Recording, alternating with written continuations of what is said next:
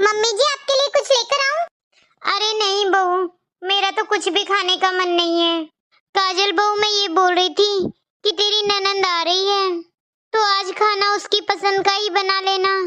वो तो ठीक है मम्मी जी, बना लूंगी, पर ये तो बताओ दीदी अचानक क्यों आ रही है? अचानक नहीं बहू, जब से उसे पता चला है कि मेरी तबीयत खराब है, बस उसने तो आने की रट्टी लगा रखी है।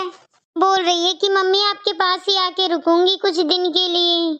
वो सब तो ठीक है मम्मी जी, दीदी आ जाएगी, कोई परेशानी नहीं है। पर इधर आपका ध्यान रखने के लिए आपकी बहू भी तो है। अब दीदी आ जाएगी तो दीदी का भी तो घर परिवार है, उनके भी तो सास ससुर हैं। बताओ फिर उन्हें परेशानी होगी। हाँ वो अलग बात है कि आपको लग रहा है कि मैं आपकी सेवा अच्छे से नहीं कर पा रही, तो आप दीदी को बुला लो। अरे नहीं बहू, ऐसी कोई बात नहीं है।